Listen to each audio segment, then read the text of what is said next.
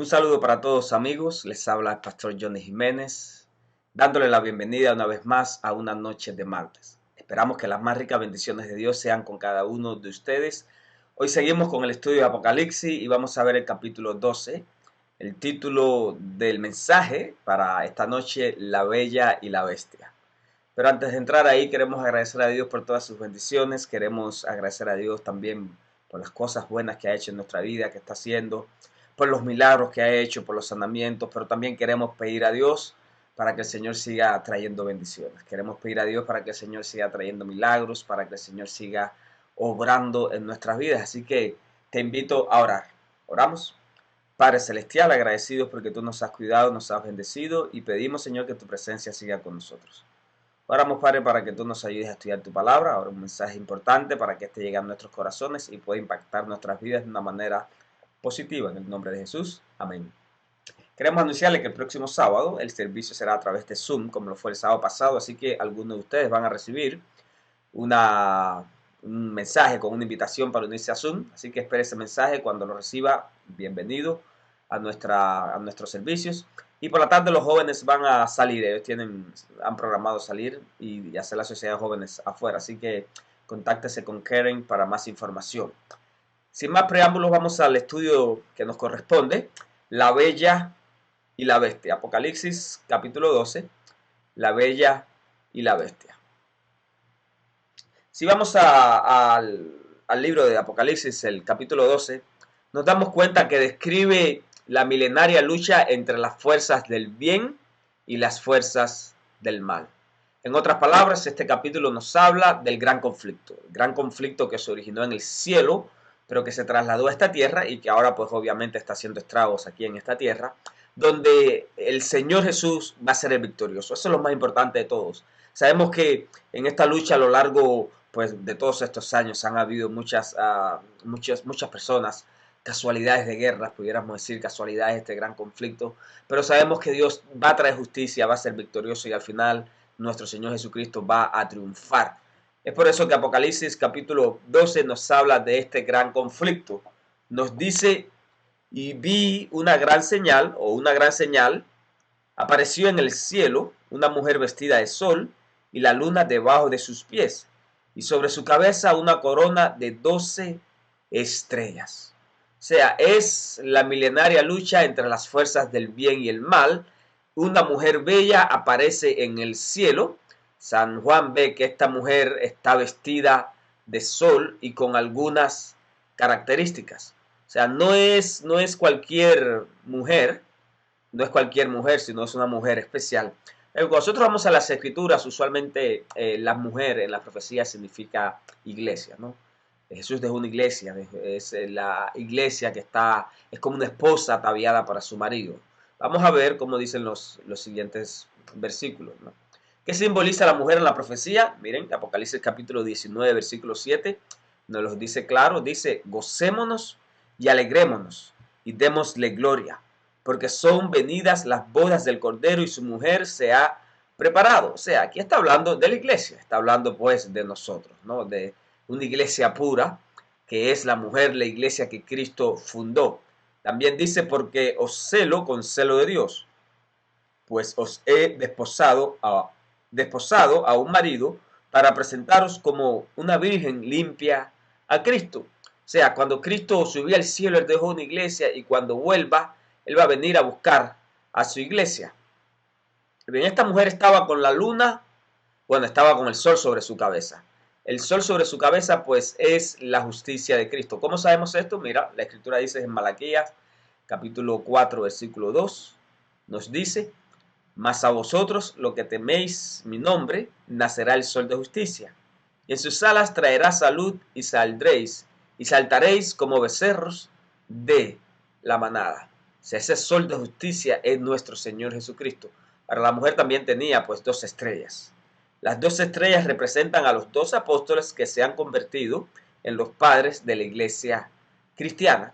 Y también nos dice que tiene la luna que tiene que ver con todas las ceremonias del santuario que apuntaban hacia el sacrificio de Jesús. Por eso está sentada sobre esas figuras que representan finalmente todo el sistema de salvación de Cristo Jesús. O sea, la primera parte de este capítulo de Apocalipsis nos da una visión de la iglesia. La iglesia que tiene a Cristo como justicia, la iglesia en los cuales fue fundada, pues bueno, Cristo es la piedra principal, pero obviamente los 12 apóstoles tienen mucha importancia en esta parte de la fundación de la iglesia. Y también la luna, que está hablando de las referencias al santuario, que están relacionadas con lo que tiene con la salvación, o sea, la luna sobre sus pies, como todas estas cosas apuntan a la salvación de nuestro Señor Jesucristo. Sin embargo, la palabra sigue diciendo en el versículos 2 y 3, dice: y estaba encinta, clamaba con dolores de parto y sufría tormento por dar luz. Y fue vista otra señal en el cielo, y aquí un gran dragón bermejo, que tenía 7 cabezas y 10 cuernos, y en sus cabezas 7 diademas. O sea, aquí vemos la mujer o la iglesia que estaba encinta para dar luz a un hijo. Obviamente más adelante vamos a ver quién era este hijo. Y de pronto aparece un dragón. Yo creo que el asunto del dragón no hay mucha explicación. Dice la escritura: vuestro adversario, el diablo, anda como león rugiente buscando a quien devorar. Y la escritura nos los menciona y nos dice que el dragón, la serpiente antigua, ¿no? ¿Quién es este dragón? Pues es Satanás. O sea, no hay mucha ciencia en esto, que el dragón es Satanás. O sea, aparece la iglesia, aparece el dragón, que es Satanás. Mira como dice la escritura: y fue lanzado fuera aquel gran dragón, que es la serpiente antigua, que es llamado diablo, Satanás. O sea, la profecía aquí nos identifica quién es el dragón, diablo, Satanás, que bueno, da en contra de Cristo y se opone a todo lo que se llama Dios, que se opone a la iglesia y que se opone a lo que Cristo ha hecho por nosotros, a la salvación. Este dragón, nos dice la escritura, que tenía 7 cabezas y 10 cuernos. O sea, las 7 cabezas y los 10 cuernos hacen referencia a un poder perseguidor. Las 7 cabezas, 7 poderes que han perseguido al pueblo de Dios. Podemos ver en la historia, en el Antiguo Testamento o a través de la historia, en el Nuevo Testamento. Vemos que Egipto, en el siglo XIV antes de Cristo, se convirtió, pues obviamente, cuando el pueblo de Israel estaba en Egipto, Egipto fue un poder perseguidor. Y Satanás siempre ha usado poderes civiles, Satanás siempre ha usado poderes políticos para perseguir a su iglesia o para perseguir a su pueblo. En aquel tiempo, pues bueno, el pueblo de Israel en este tiempo es el pueblo, la iglesia de Dios, el remanente. Nos dice la escritura que Asiria también persiguió al pueblo de Dios. Ellos atacaron y destruyeron a Jerusalén y se llevaron a muchos cautivos y allí trajeron personas de ellas, y bueno, la parte norte del pueblo de Israel quedó destruida.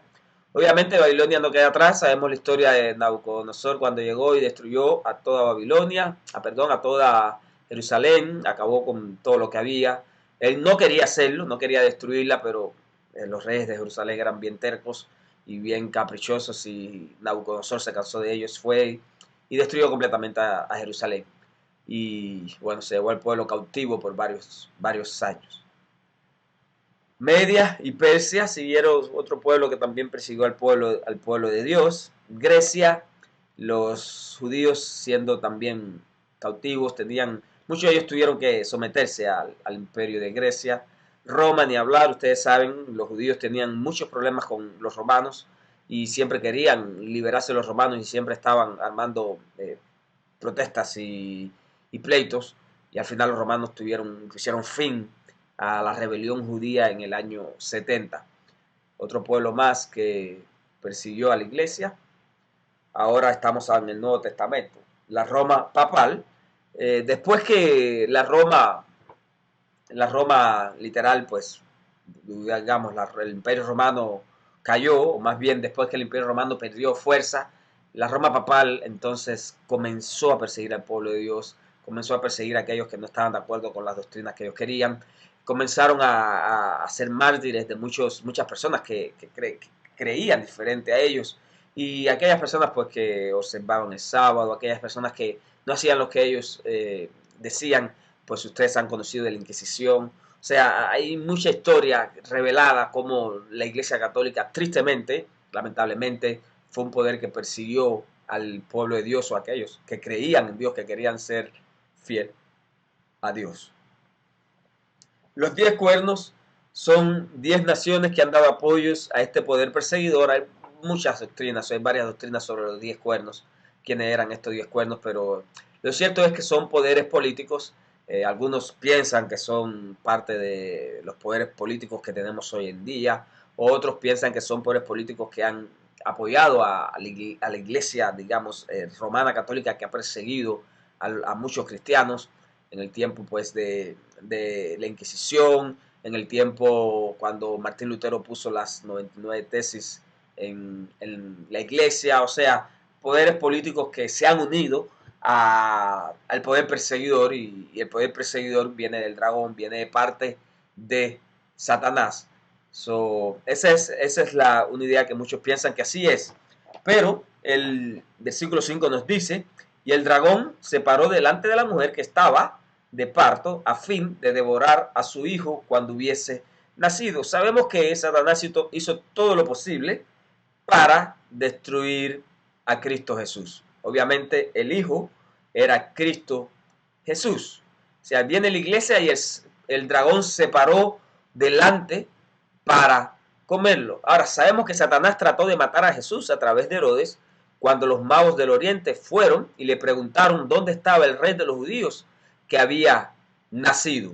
O sea, Satanás intentó matar a Jesús a través de Herodes, y Herodes quería saber dónde estaba este rey para él ir a adorarle, pero cuando se dio cuenta de que no vinieron los magos a avisarle dónde estaba el niño Jesús, mandó a todo su ejército para que mataran a todos los niños menores de 2 años y así de alguna manera frenar la existencia de ese hijo de la mujer que vino a salvar. O sea, Herodes mandó a matar y murieron muchos niños en esa época, y lamentablemente pues Herodes no se cumplió, porque Dios se le apareció en sueño a José y les dijo que huyeran a Egipto antes que todo esto pasara.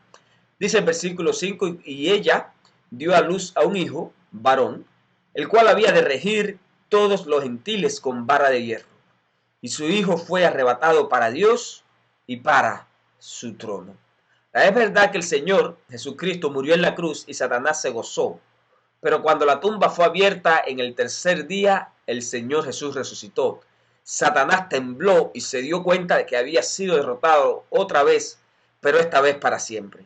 Cuando Jesús resucitó, fue llevado al cielo, como dice aquí la palabra, fue arrebatado para Dios, para su trono.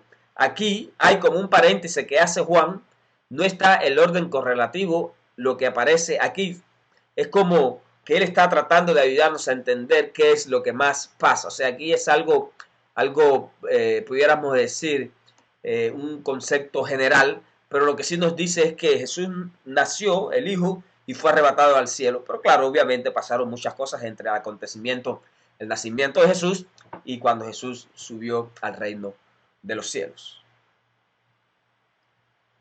La escritura nos sigue diciendo en el versículo 7: y fue hecha una grande batalla en el cielo. O sea, aquí nos traslada al cielo, primero nos presenta a la tierra, pero aquí nos traslada al cielo.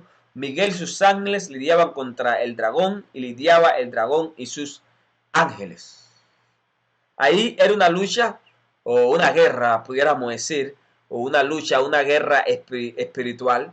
No era tanto pues una guerra o una batalla donde habían pistolas, donde habían armas, sino una guerra psicológica, como la misma guerra que Satanás está lidiando con nosotros. Satanás no nos ataca con cañones o con tanques de guerra o misiles, pero él nos ataca de una manera espiritualmente, nos trata de desanimar con muchas cosas, a veces, bueno, manda estas enfermedades para que nosotros nos desanimemos, y es una guerra donde Satanás trata de desanimarnos. De la misma manera, Satanás armó esta guerra con Dios.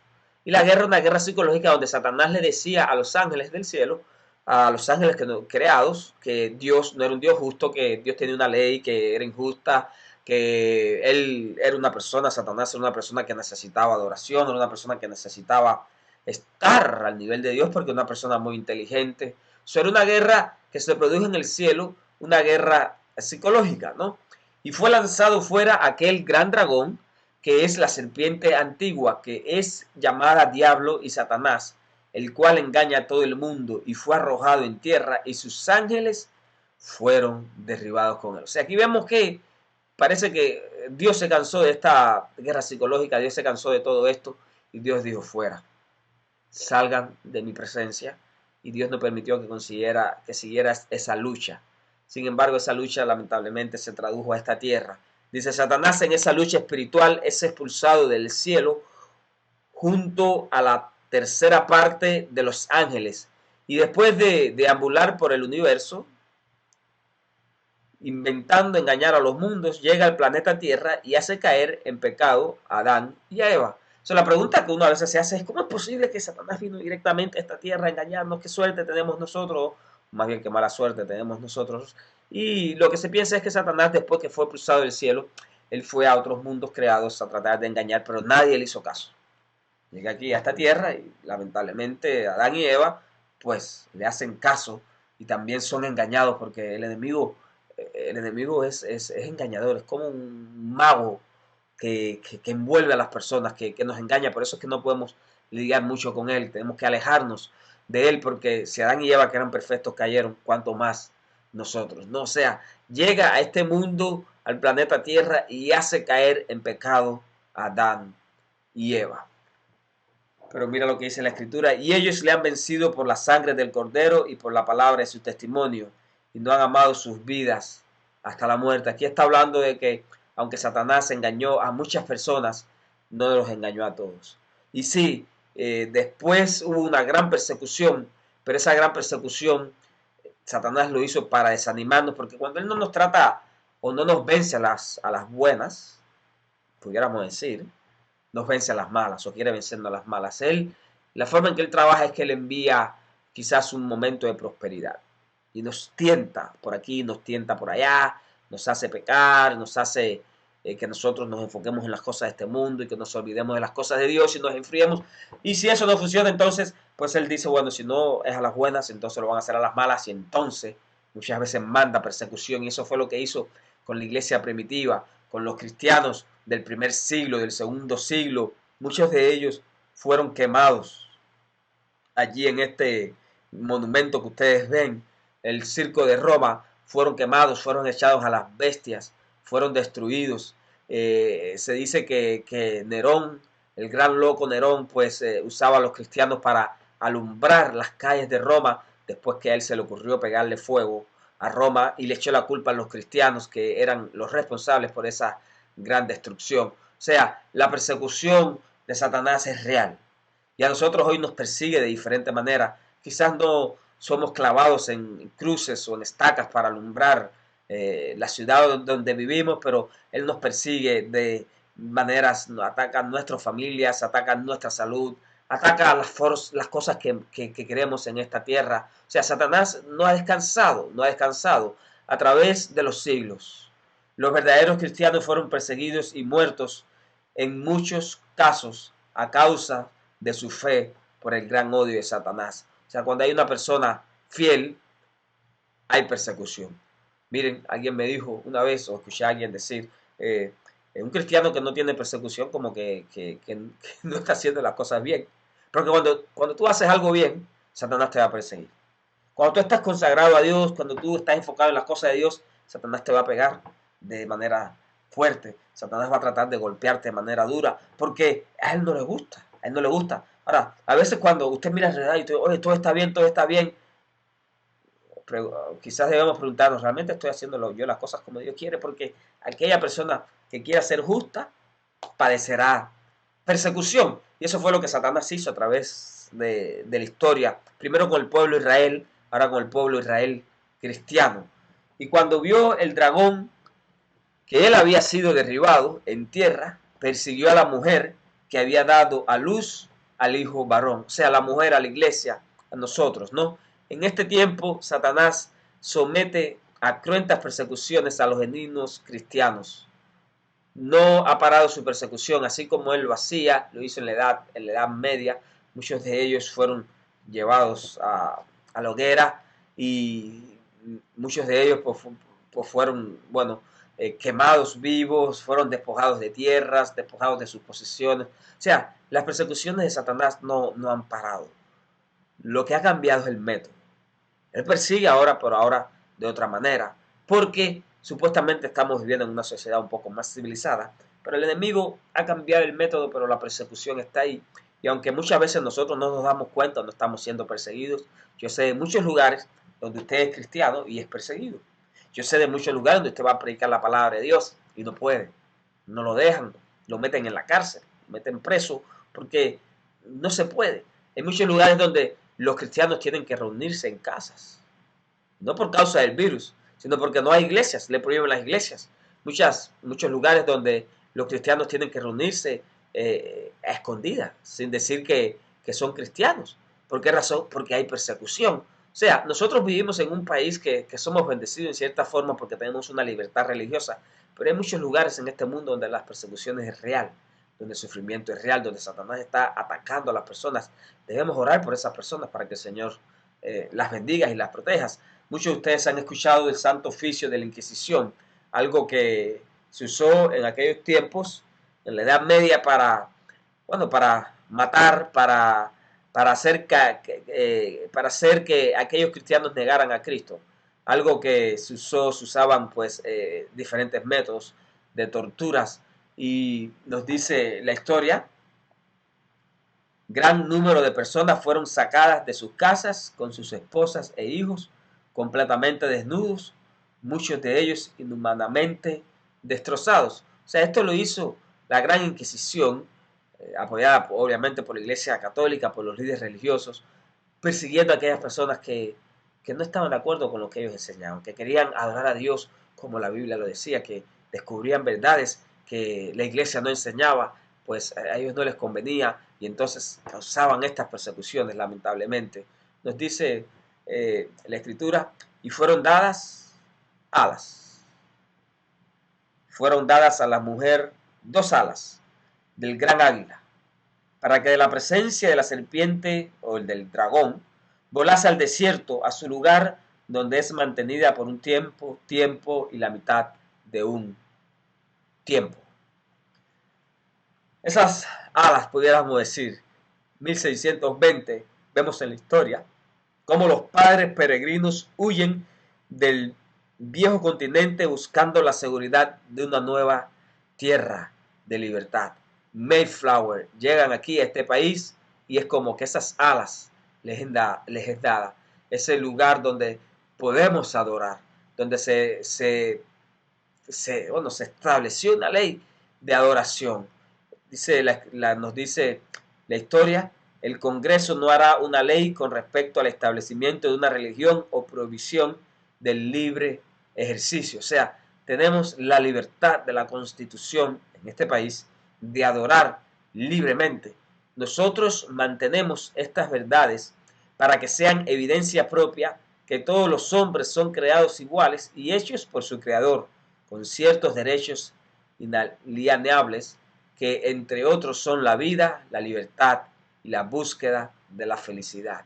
O sea, nosotros vivimos en este país y podemos ser agradecidos a Dios porque Dios ha sido bueno con nosotros. Y aquí estamos, donde se nos ha dado el poder de la libertad, poder de adorar a Dios. Ahora, cuando vamos a la Escritura y vemos tiempo y la mitad del tiempo, nos damos cuenta que es un periodo de 1260 años. ¿Cómo podemos explicar eso? En el 538, que es cuando comienza el reinado de la Roma papal, entonces pues el poder total del papal, y en 1798, que es cuando el Papa Pío VI es preso por el general Berthier. Esos 1260 años están relacionados a otras profecías también, pero aquí vemos cómo por esos 1260 años pues estuvieron persiguiendo a la iglesia. Berthier entró en Roma el 10 de febrero de 1798 y proclamó una república que abarcaba media Europa bajo las órdenes y legislación de Napoleón, con lo que el papado fue prácticamente muerto. Y al ser muerto, pues murió también todo lo que estaba relacionado con la persecución. Al ser muerto, murió todo lo que estaba relacionado con la Inquisición. Se le dio más oportunidad a los reformistas, a los reformadores, para que ellos pues predicaran la palabra de Dios. Y hubo un reavivamiento, hubieron varios, tres reavivamientos en la historia, pero fue un periodo donde la gente estaba buscando la palabra de Dios, donde la gente pues buscaba de Dios, donde la gente se congregaba en las iglesias. Este es el periodo del Gran Chasco del 1844. Era un periodo donde la palabra de Dios ardía como fuego y las personas estaban deseosas por escucharla. Y la serpiente echó de su boca tras la mujer agua como un río a fin de hacer que fuese arrebatada del río. Y la tierra ayudó a la mujer y la tierra abrió su boca y sorbió el río que había echado el dragón de su boca. ¿De qué está hablando aquí? Está hablando río, tierra. Río se refiere a mucha gente. Y él me dice, las aguas que has visto son pueblos y muchedumbres y naciones y lenguas. En la profecía apocalíptica, el río, las aguas se refiere a mucha gente, tierra se refiere a poca gente. Por contraste con el mar, la tierra es un lugar poco poblado. Entonces el dragón, dice la escritura, fue airado contra la mujer y se fue a hacer guerra contra los otros de la simiente de ella, los cuales guardan los mandamientos de Dios y tienen el testimonio de Jesús. Aquí hay dos características que no podemos pasar, dos características que no queremos pasar por alto. Las características de la iglesia verdadera obedecen los mandamientos de Dios por amor y tienen el testimonio de Jesucristo. ¿Pero qué exactamente es esto? El testimonio de Jesucristo es el espíritu de profecía. Si vamos a Apocalipsis capítulo 19, versículo 10, nos dice, ahora Dios, porque el testimonio de Jesús es el espíritu de profecía. O sea, nosotros como iglesia fuimos una iglesia que nacimos en la profecía. Fuimos una iglesia que salió de la profecía de los 2300 días, 300 tardes y mañanas, cual santuario será purificado. O sea, somos una iglesia que predica la profecía, que habla de la venida de Jesús. Hoy en día ya casi nadie habla de la venida de Jesús. Bueno, ahorita con este asunto del coronavirus, pues sí, todo el mundo está emocionado y hablando de la venida de Jesús, de las señales del fin del mundo, pero si quitamos esta etapa de la historia, nos damos cuenta que los predicadores hoy en día, los evangélicos, no hablan de la venida de Jesús. Ellos hablan del evangelio de la prosperidad y hablan de que Dios te quiere bendecir y todas las cosas buenas que Dios quiere hacer por ti. En cierta forma, a veces no está mal, pero la venida de Jesús ha pasado a la historia, ha pasado al olvido, como que no se habla mucho. Sin embargo, nosotros hablamos de la venida de Jesús constantemente. Cristo viene, Maranata, debemos estar preparados porque nuestro Señor está a las puertas. El pueblo de Dios al final del tiempo será perseguido por su fe en Jesús y su inquebrantable obediencia a su ley y su palabra. O sea, la persecución, hermano, no acaba. Como dije, si somos fieles, vamos a ser perseguidos. El pueblo de la Biblia es el pueblo de Dios para el tiempo del fin. Y nosotros pues creemos en la palabra de Dios. Y es mi deseo y oración, hermanos, que nosotros podamos pues aferrarnos a la palabra de Dios. Sabemos que el dragón, la serpiente antigua, Satanás, como usted le quiera llamar, está haciendo lucha contra nosotros, quiere pelear contra nosotros, nos quiere destruir, nos quiere desanimar, pero con el poder de Dios nosotros vamos a salir al frente, vamos a salir victoriosos, vamos a orar para que el Señor nos bendiga, para que el Señor nos guarde y para que nosotros podamos ser de ese pueblo que diga, este es nuestro Dios, le hemos esperado y Él nos salvará. Oramos. Padre Celestial, estamos agradecidos porque en tu palabra nos has delineado que has de venir, nos has delineado que Satanás nos perseguirá, estará en contra de nosotros, pero pedimos, Padre, para que tú nos protejas, para que protejas a nuestros familiares, para que nos des la fe, la fuerza y el poder necesario para vencer, Señor. Oramos por aquellas personas que necesitan sanidad. Oramos por aquellas personas que necesitan milagros en sus vidas, que están siendo atacadas por Satanás en estos momentos, Señor. Oramos para que tú reprendas al diablo y para que salga, para que huya y que sea derrotado completamente. Gracias por Jesucristo. Perdona nuestros pecados, Señor, y en tus manos nos encomendamos en el nombre de Jesús. Amén. Dios te bendiga y te guarde. Dios haga resplandecer su rostro sobre ti. El Señor tenga de ti misericordia y ponga en ti paz. Nos vemos.